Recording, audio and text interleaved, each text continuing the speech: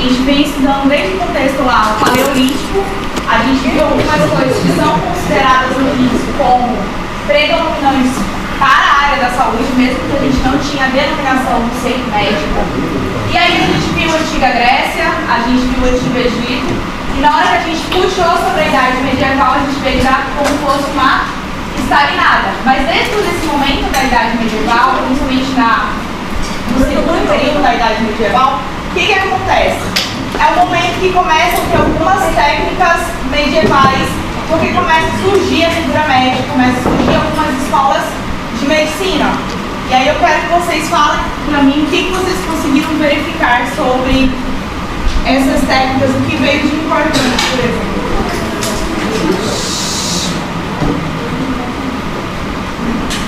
E aí?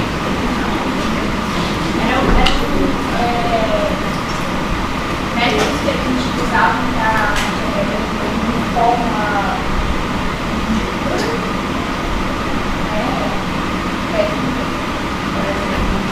a lobotomia, a por exemplo, eles colocavam as pessoas que tinham esquizofrenia numa cadeira, ficavam girando e jogando um balde de água gelada na cabeça deles, e ele baralhava entre essas pessoas e ia voltar ao normal. E aí, caso isso não desse certo, eles iam para a lobotomia, ou a utilização que o Alisson falou, de carros em água para fazer xarope.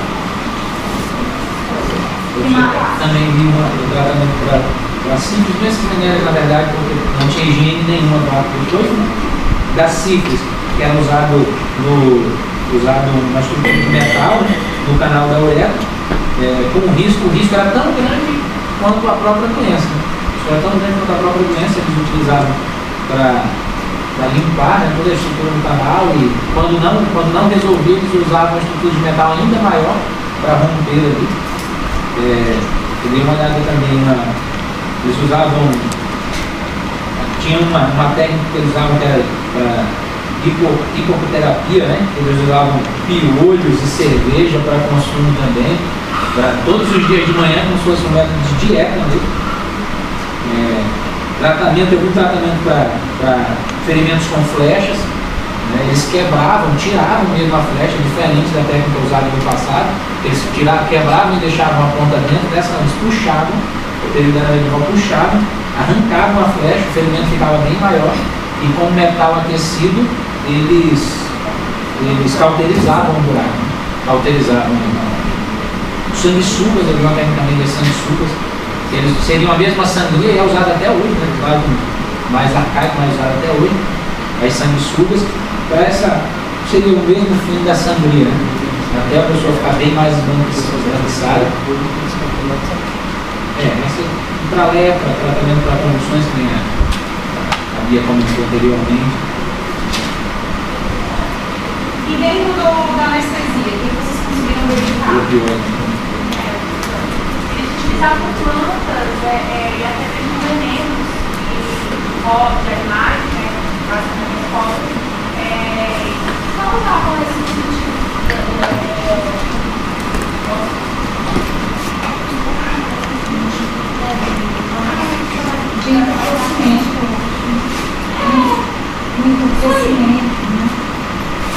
inicial.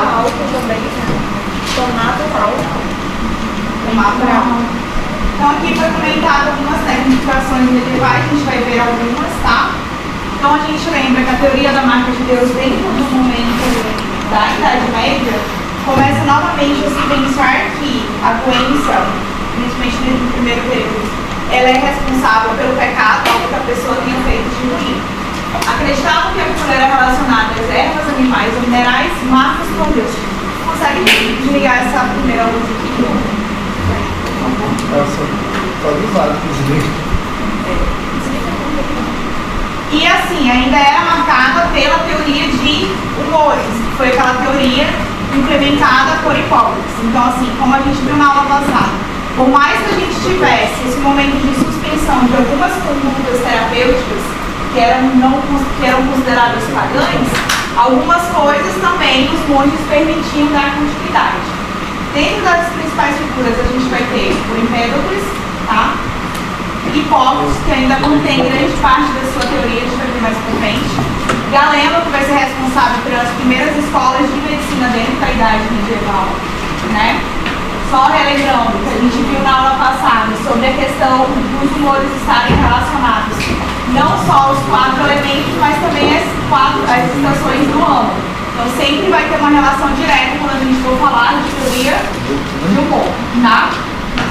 No Antigo Egito, a anestesia era feita a partir de extratos de frutas da mandrágora.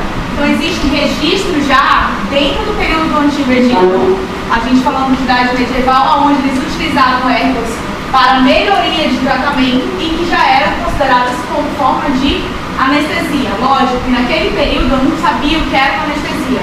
Até porque quando a gente fala sobre o processo de anestesia mesmo, inicialmente ela vai começar pelos opioides de forma inalatória, para posteriormente se ver que existe a forma endovenosa. Na Índia e na China era usado o olíbano, o cannabis e o acônito. A gente tinha até comentado isso também na aula passada. Então era uma planta venenosa, mas também de muitos benefícios. Era a intenção para tratamento, para alívio de dor. Hoje a gente tem o conhecimento que é algo anestésico, mas naquela época, quando você tinha uma dor muito forte, dependendo do que a pessoa sentia, ela acabava fazendo uso da planta. E aí, às vezes, ela fazia dose em excesso, porque era previsto para a sua massa corporal. Então, automaticamente, a pessoa ia e falecia. Tá? Algumas figuras de Galeno aqui. O único remédio para dor em pacientes era uma esponja. Esponja sominífera. Essa esponja sominífera, ela também já existia. E é o momento que eles começam a fazer tratamentos onde o aluno de medicina ele ficava tipo arquibancada, mais pra frente vai ter uma figura.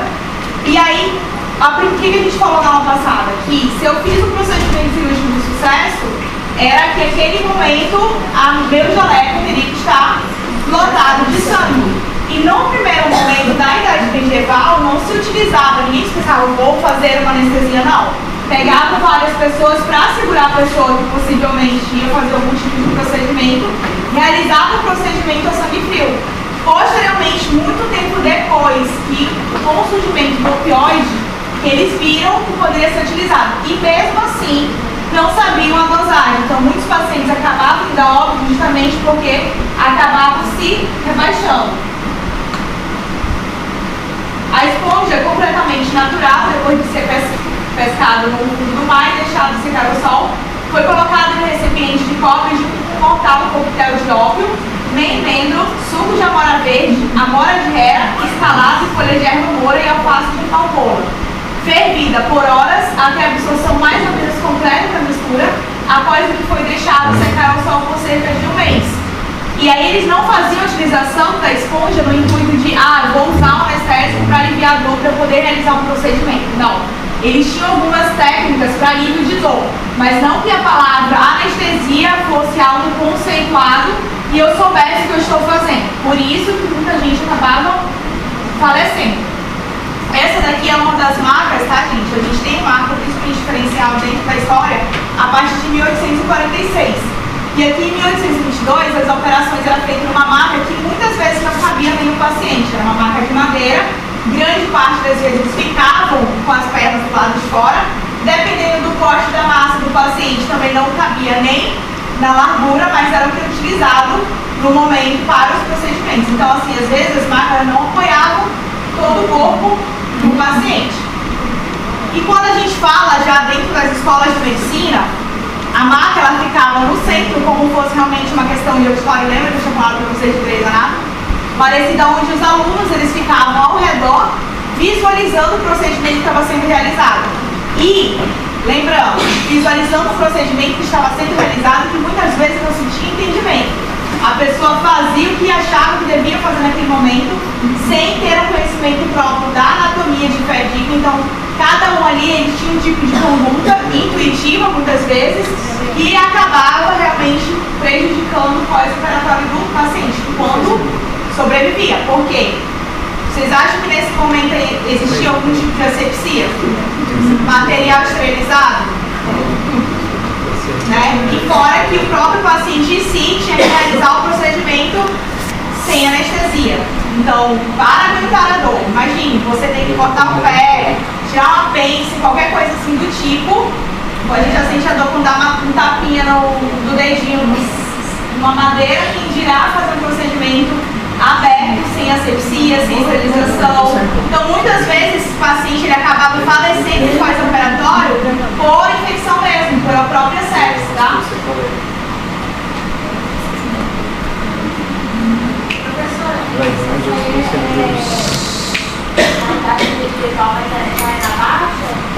Já é na baixa.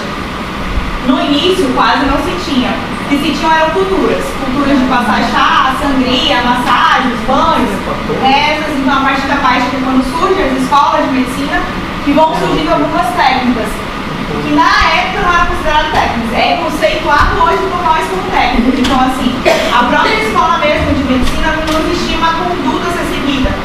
Cada um ali que tinha conhecimento que foi passado pelo médico da família, que grande parte dos profissionais que eram, é que o pai era médico, o avô era médico, era uma história familiar e a partir dali eles desenvolviam. Tanto que eu vi que em relação a isso, a ser pai para a vida, a gente não tinha muitas mulheres na época. Não, era proibido. Primeiro que o primeiro filho tinha que ser homem. Se viesse mulheres, não. Se viesse mulher, geralmente acabava morrendo. E depois que mulher nessa época, a gente não tinha direito a nada, a não ser cuidar de filho, ser mãe e dono de casa. Então, não, lógico, bem mais pra frente, quando a gente for falar de renascimento, a gente já vê uma configuração um pouco mais importante e precisiva do sexo feminino. Mas até aqui, não. Mulher, aqui, cuidado de nós. Tinha que viver os homens. Agora os homens precisam que a gente trabalhe para viver para manter uma casa, né?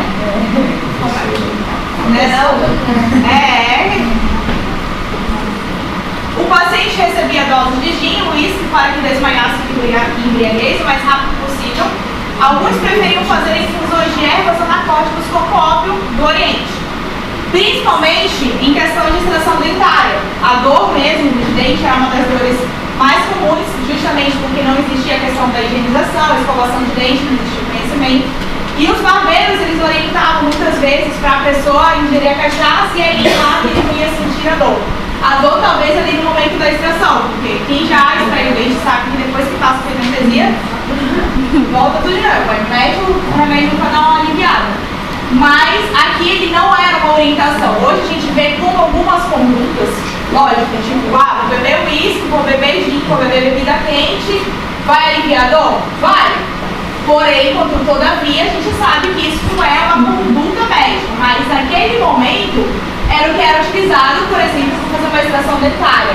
E antes mesmo do surgimento do opioides, as bebidas quentes também eram utilizadas pelos médicos. Eles pediam às vezes para as pessoas chegarem embriagadas. Por isso que muitas vezes as pessoas acabavam rebaixando, porque elas chegavam embriagadas, havia uma perda de sangue, não se tinha conhecimento de transfusão sanguínea, então o paciente às vezes entrava em choque hipovolêmico e aí desencadeou no processo mesmo na hora. Até porque não existia até o momento que era considerado reanimação, né, gente? Então, fechei, continua a viver, ótimo. Fechei, parou, morreu, ninguém sabe o que era reanimação aqui. Um outro exemplo muito comum é o Downy, que é uma mistura de suco de alho, suco de cicuta, ópio, vinagre e vinho. O Downy, ele ainda é utilizado até hoje, principalmente por homeopata, para alívio de algumas dores. Dores, por exemplo, intensas como fibromialgia, que é uma dor que lá na frente vocês vão aprender que ela tem um processo de dor neural e psicológico, então ninguém sabe de onde vem, porque ainda não tem. Hoje a medicina ela não consegue dizer qual é o processo fisiopatológico certo da fibromialgia e alguns homeopatas eles acabam passando a Downy para a pessoa fazer uso para alívio de dor, de vez ela fazer uso de anti-inflamatório, rotineiramente, relaxante muscular. Lógico, aqui nesse momento é tipo a pessoa toma lá vão ter, quanto que ela quiser. Hoje a gente sabe que é dosado qualquer medicamento ele é dosado conforme a minha massa corporal. A cirurgia na Idade Média era usada somente em casos de vida ou morte. Uma razão é que não havia anestésico confiável que pudesse aliviar a dor enorme de um procedimento cirúrgico. Algumas loções usadas para amortecer o paciente ou induzir o sono podiam ser letais, que acabavam fazendo o rebaixamento. Um dos exemplos é o Downy, uma mistura de suco de alho, suco de cicuta, óleo, vinagre e vinho que era dado ao paciente antes de uma cirurgia. O suco de cicuta sozinho poderia ser fatal. Ele é tão forte como anestésico que o paciente para de respirar. Por quê? O Downy, ele desencadeia o processo de bradicardia. Então, dependendo da patologia que o paciente tem, a bradicardia acaba rebaixando, ocorre a hipotensão, hipoglicemia, e o paciente entra em choque, tá?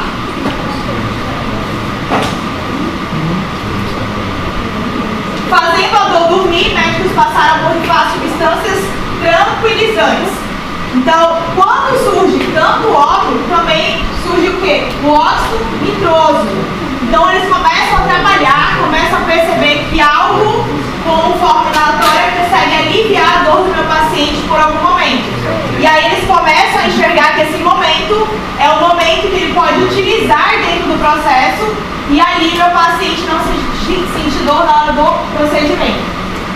Só que, lembrando, dependia muito do procedimento, porque existiam médicos que mesmo assim não aceitavam utilizar o ópio, porque ele subentendia que para eu realizar meu procedimento, meu paciente precisa estar acordado. Então, como não se tinha uma conduta certa sobre, acabava que isso desencadeava atritos entre eles mesmos. O químico Joseph, ele foi conhecido principalmente pelo surgimento do gás hilariante, que é o momento que começa o óxido nitroso, ele também tem um papel parecido com o do opioide. Hoje a gente sabe que o opioide é utilizado em grande parte até como ansiolítico para outras funções, mas naquela época não se tinha esse conhecimento. O óxido nitroso ele surgiu bem antes do opioide. Valério Scott adicionou um ácido sulfúrico ao álcool etílico para alívio. Então, assim, as coisas elas eram feitas conforme desce na minha cabeça. E se aquilo ali eu visse resultado para diminuição da dor, acabava sendo utilizado. O éter é utilizado até hoje, mas também naquela época tinha influência justamente por causa da utilização do álcool. E pacientes inconscientes, praticamente todos iam a óbito pela utilização do éter, porque utilizavam grande dosagem desses procedimentos do éter mesmo de forma inalatória durante o procedimento, porque nessa época não se tem conhecimento de anestesia endovenosa.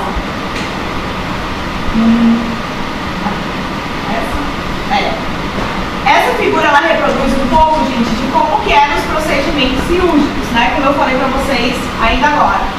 Tinha um médico, né? Tinha um aluno, os outros alunos visualizavam por fora e tinham as pessoas que às vezes faziam parte lá da equipe que era para segurar o paciente, porque eles não tinham nem o que era amarrar, vou amarrar para poder realizar o procedimento. Então, o procedimento, alguns entendedores da época, médicos, acreditavam que aquele paciente tinha que aguentar tudo de forma acordada.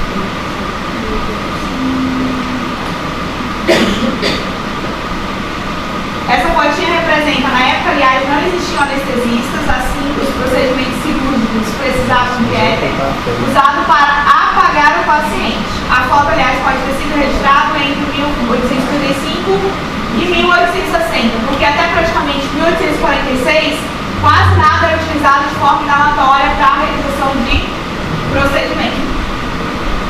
Éter, gás hilariante dos dentistas é a incrível história da anestesia. Então, dentro mesmo do contexto da história, o barbeiro tem uma configuração muito importante, porque era um procedimento realizado por eles e onde grande parte dos processos anestésicos surgiram da orientação que eles davam quando via que o paciente dele acabava com a dor.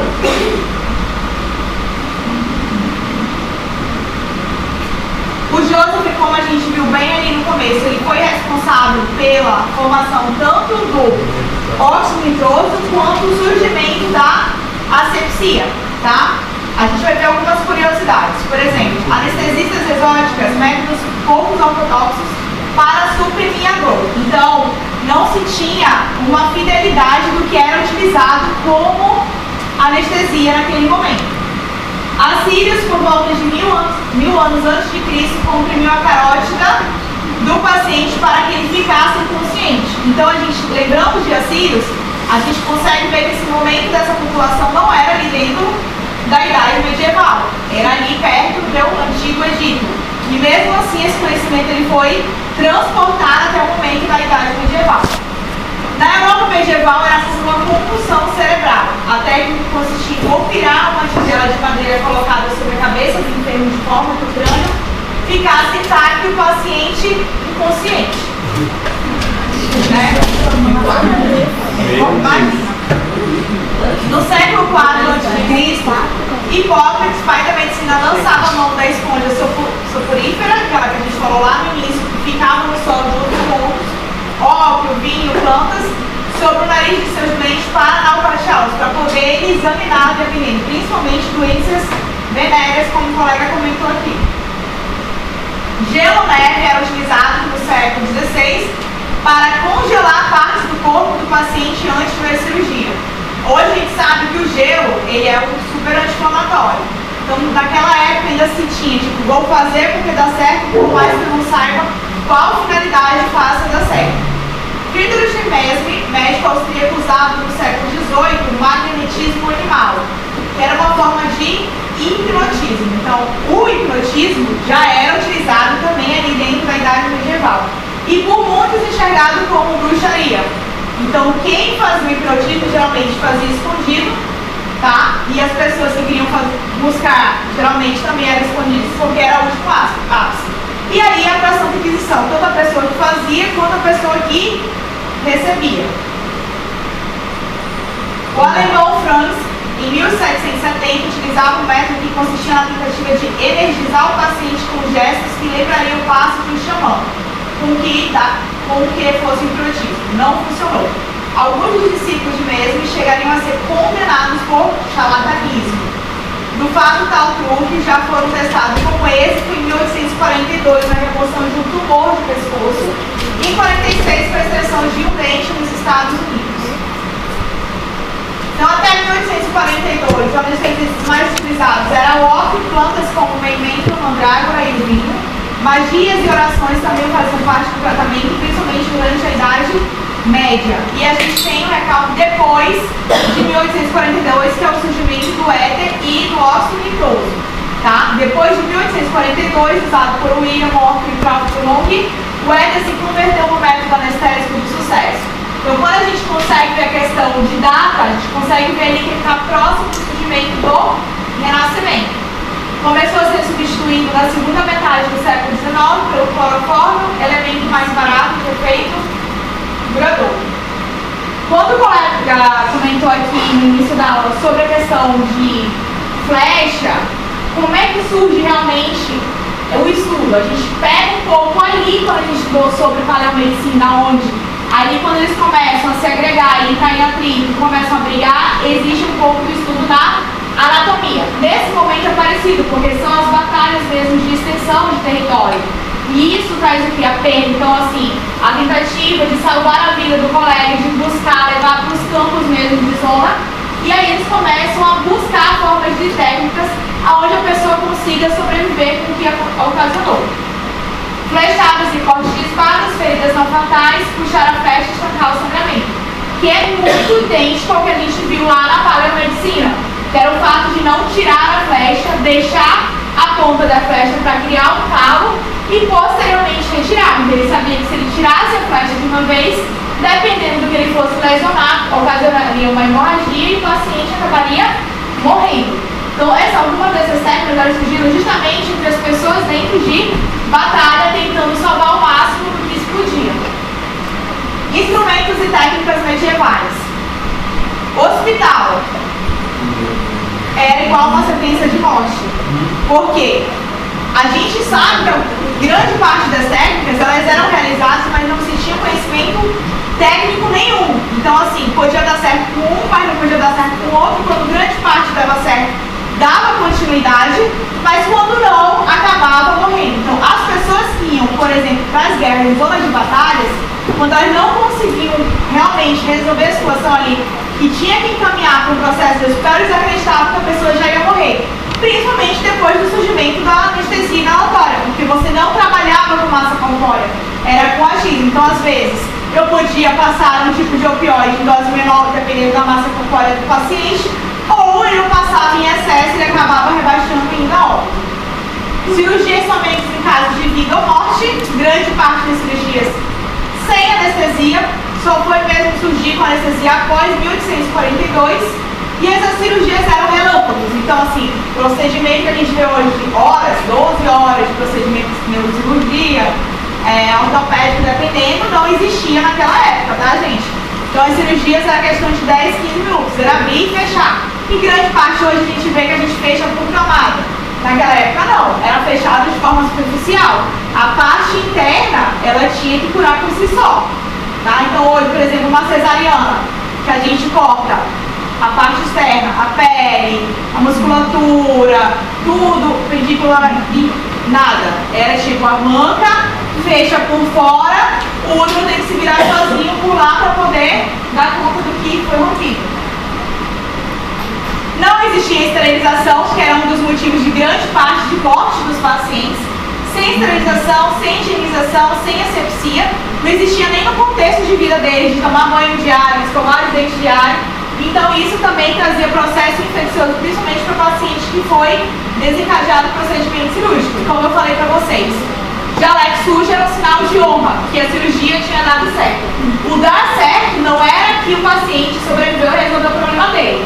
O dar certo e a honra é justamente o fato de o paciente realizou o procedimento, eu saí aqui com quantitativo X de sangue, então eu fui um sucesso dentro da realização do procedimento, tá? Aqui nessa primeira figura eu mostro para vocês alguns dos instrumentos que eram utilizados, bem parecido com o que a gente tem hoje nas clínicas, né? Utilizados dentro dos procedimentos cirúrgicos. Carpinteiro, é verdade. E aqui, lembra que a gente falou sobre a praga, gente? Essa aqui é um tipo de material de biossegurança, tá? Quando a gente falou sobre pragas, aí eu falei pra vocês que não se existia um uso de, vou usar um jaleco, vou usar um par de luva, vou usar uma máscara. Mas dependendo da patologia, como, por exemplo, hanseníase, ela é pra mesmo. A bubônica, que eram as mais comuns, que matou muita gente na Europa, eles utilizavam porque eles não conseguiam chegar perto e não sabiam como era transmitido. Então, os padres e as pessoas, poucas delas que buscavam me ajudar, o contato que tinham era através dessa roupa aí. Então, ele é tipo um vestido, na realidade, luva, não se encostava no paciente, na realidade, tinha tipo uma vara assim, como a gente falou na aula passada, já era para benzer para a morte mesmo, entendeu? Para poder salvar a alma.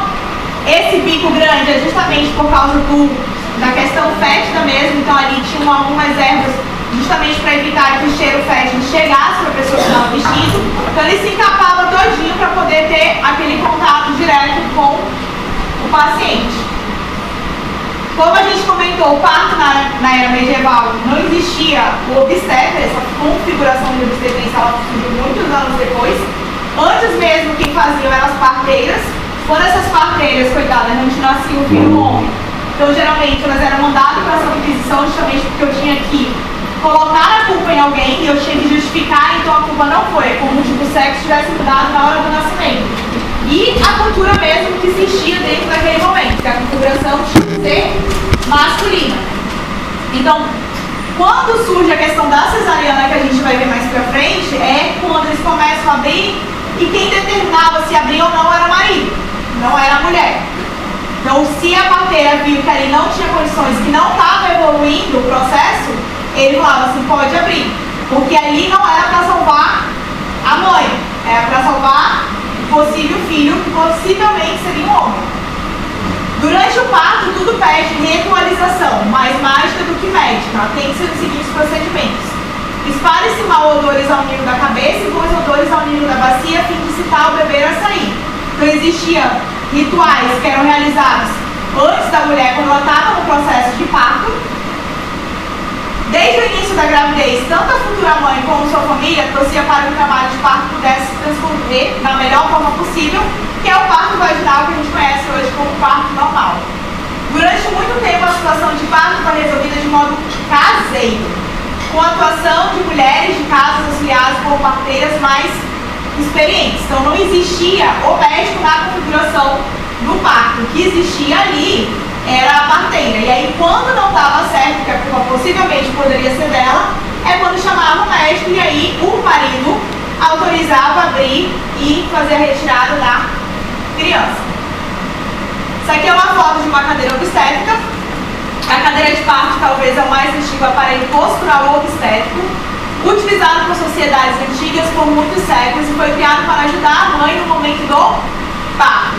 Mas isso já era uma configuração bem próxima do Renascimento, que já utilizava a mulher aí, aonde eles não tinham a predominância, o parto vaginal, o parto natural, não era isso. Era para melhorar a posição para fazer a retirada do bebê. Eram frequentes os partos em posição sentada, como a figura 1 e a figura 2, que a gente consegue visualizar que ainda são posições utilizadas até hoje, lógico, coisas bem mais aprimoradas, né? Hoje, por exemplo, a mulher ela opta por fazer o parto vaginal, ela tem fisioterapia pélvica, ela tem eletroestimulação, ela tem outras. E isso diminui as lacerações, principalmente períneo da mulher, né? Para nós mulheres isso é super importante, mas naquela época não. Então acabava realmente que dilacerava, às vezes, muita parte do vaginal, até a região anal da mulher, e aí eles costuravam de qualquer jeito. Era mais ou menos isso que acontecia. E na figura 3, é um outro também modelo que também é utilizado hoje. Na verdade, não existe uma regra. A mulher ela vai descobrir qual é a melhor posição. Pode até estudar tudo que quiser antes, mas a posição só vai conseguir saber mesmo na hora. Não tem, tipo, a gente pode saber todas as posições de parto, mas na hora da dor, que a gente vai buscar o que a gente se conforta mais para poder ter o bebê. Se algo ocorre mal durante o parto, que não é raro, existe o recurso da cesariana, operação já praticada na antiguidade, mas na Idade Média, a cesariana só era permitida quando a parturiente já está morta. O que quer dizer?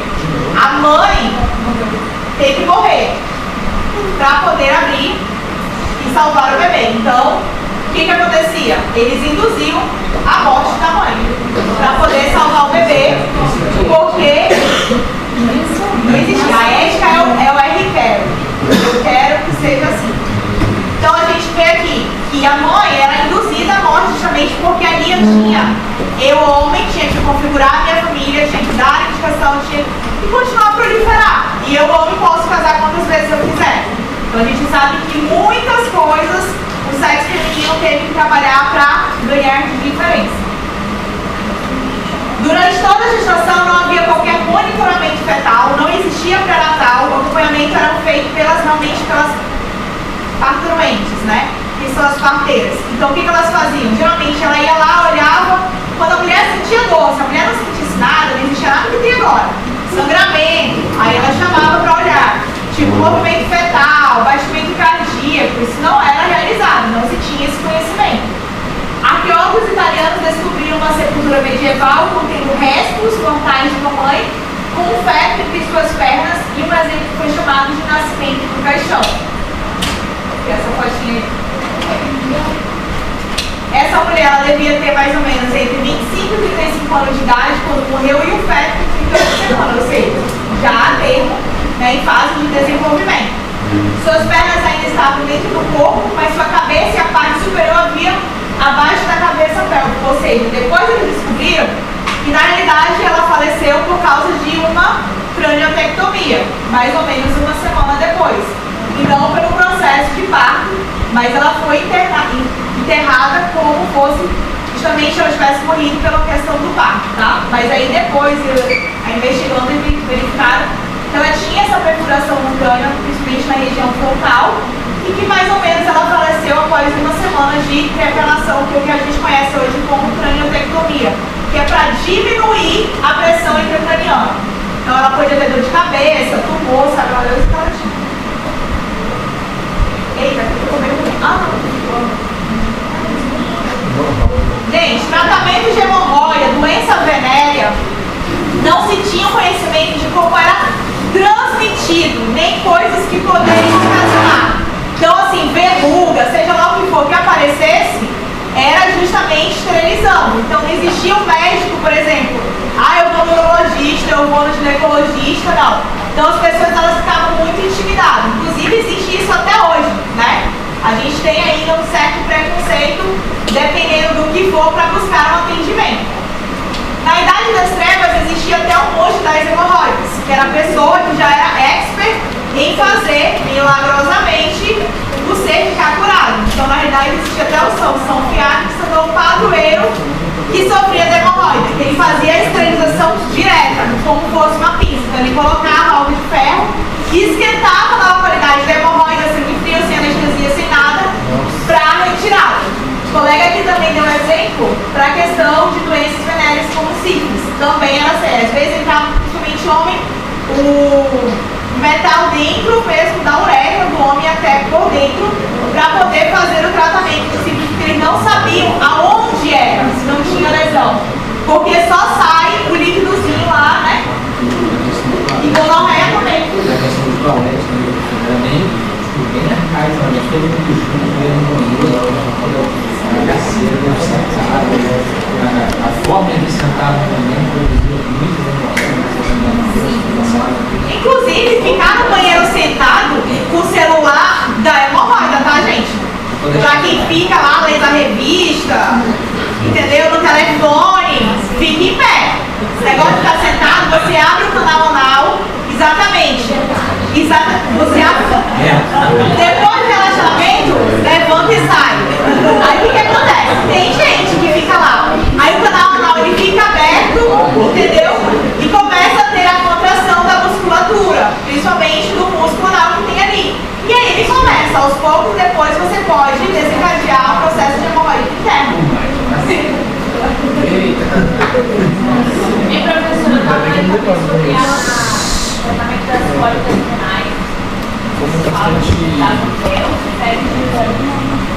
Sim, aí eu na minha vocês achavam que eles só passavam das costas, né? Eu acho que Eles produzem. É o supositório, entendeu? Que é o que a gente conhece hoje como supositório de enema. Então, assim, querendo ou não, existe, né, de certa forma, até hoje, preconceito para algumas condutas, principalmente essas que são mais invasivas dentro do canal anal, dentro do canal vaginal, né? A uretra, você escrotal do homem. Então, assim, existe esse preconceito hoje, imagina na época. Para quem não buscava uma solução divina, também outros tipos de alternativas, tá? Que era a retirada. Às vezes ocorria o amputamento do órgão do homem, dependendo da lesão que ele tivesse, porque o que ele tinha que fazer era fazer xixi. Tá bom, então se eu amputando, dependendo da lesão, por quê?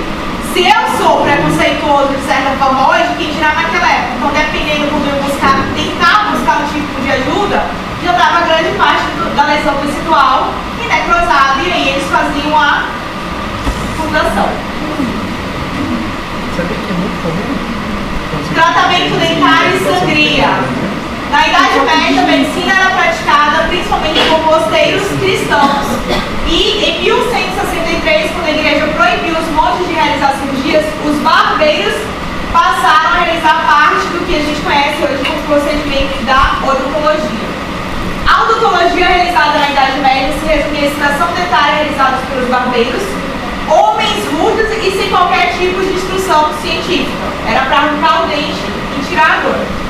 Dessa forma, pacientes que procuravam médicos com dor de dente eram encaminhados aos barbeiros para que fosse executada a extração dentária. Mas isso já é antigo? Ainda era a Idade Média. Também realizavam trabalhos em domicílio, ruas e barbearias. Hoje que a gente pensa em barbearia é lá, cortar o cabelo, né, fazia a barba. Só que naquela época era para tratamento. Usando instrumentos precários, sem uso de anestesia, extrações dentárias configuravam um espetáculo de mistura de horror e diversão, porque várias pessoas tinham que segurar a pessoa que ia fazer a extração dentária, que era um pouco do que lembrava a conduta do procedimento cirúrgico dentro da Idade Medieval. Foi nesse período que se caracterizou de maneira enfática a figura de tiradentes do médico, cabendo ao primeiro papel inferior e mais ambíguo. A sangria, como a gente já tinha comentado, ela vem configurando uma importância como forma de tratamento desde o momento da paleomedicina. Ela é executada muito, principalmente ali na antiga Grécia, tá? Que ainda se faziam bastante. Principalmente quando a gente fala sobre as configurações de esculato ali, que era uma das formas de tratamento principais realizadas nas locais dele. dentro da Idade Média, a sangria é uma modalidade de tratamento médico que estabelece a retirada do sangue do paciente como tratamento de doença, feita quase sempre por flebotomia, mas também usadas sanguessugas, como a gente já comentou aqui em sala. As indicações da sangria eram complicadas, pois incluíam não só local e técnico, mas também condições astrológicas favoráveis, mês, dia e hora, justamente porque ele precisava ter a teoria humoral vinculada ao procedimento. Então a teoria humoral, ela é conforme o elemento, a estação do ano. Então, para a pessoa fazer a sangria, ela não apenas teria que fazer, teria que encaixar o procedimento dentro dessa estrutura. Eles deixavam também, usavam os troféus, os barris, colocavam o sangue que era retirado em esporte, dentro da barriga nos dentes que eles extraíam também, deixavam todos expostos dentro da barriga ali, ou em vitrines, e daria mais seriedade aos procedimentos que eles tinham feito. Sim, então, e era feito bastante isso. Na verdade, o que acontecia, né? Aqui é o R-Head, não existia uma conduta a ser seguida por todos os profissionais. O ser médico era configurado aquele que aliviava a dor. Então, se eu tinha um homem onde eu aliviava a dor, onde se alguém adoecia, eu ia lá e aquela pessoa melhorou, eu era considerado já algo capacitado.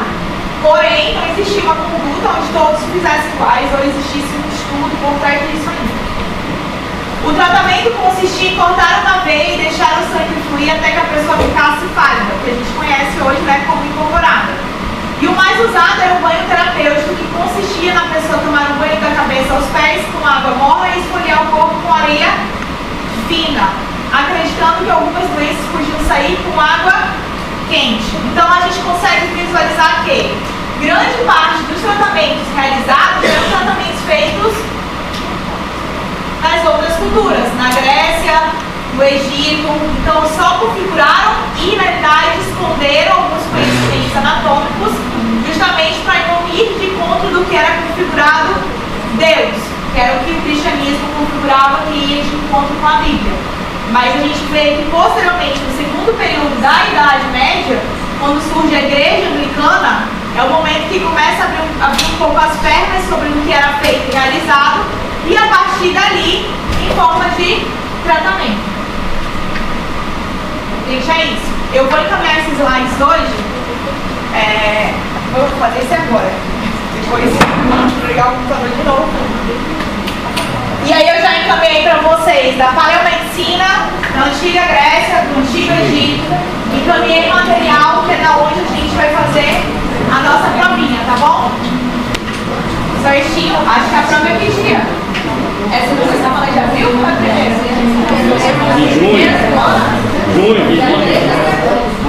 É junho.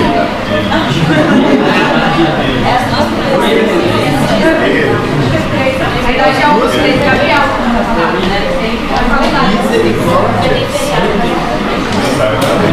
Estão liberados, tá?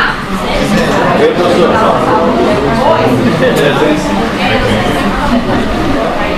Estava cochilando aí, que eu só estava. Nada, eu cheguei, estava terminando de escrever aqui.